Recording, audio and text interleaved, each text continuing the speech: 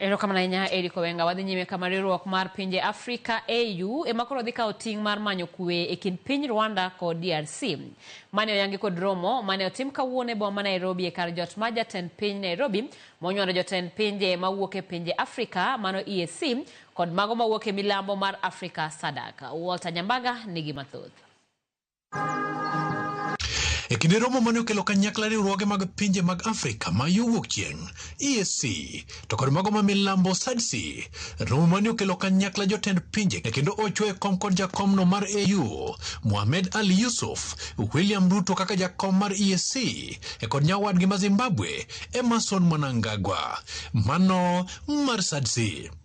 Kanyakla mar romono oyiere kod duol achiel ni manyo kwee mar pinyno mar DRC kod Rwanda e koro bolie lwet riwruoge mag pinje mag Afrika AU ema dhi tayo twak makamano. The African Union Commission and the Peace and Security Council and the African Union mediator are fully committed to accompany the process. Let me reiterate our commitment as joint chairs to providing leadership on this process on behalf of our joint EAC SADC Summit of Heads of State and Government.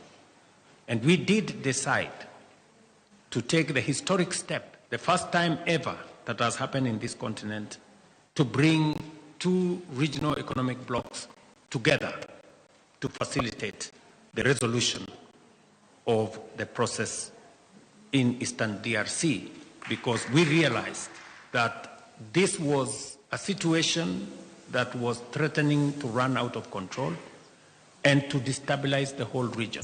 Tulomo kwa milambo mar DRC gwenge mag Kivu kod Goma ne omiyo twak ma ochwe kom kod jatend piny machon Uhuru Kenyatta, ochwe kom malwanda e piny Angola to kod Kenya Nairobi. Romo Nairobi mane geto yudo kwee kanyakla no mokelo pinje duto kod dwaro achiel. Your Excellencies, Eastern DRC has been a decades a theater of mayhem and suffering. Population in Eastern DRC has been submitted to endless displacement, killing and chronic insecurity for more than 3 decades.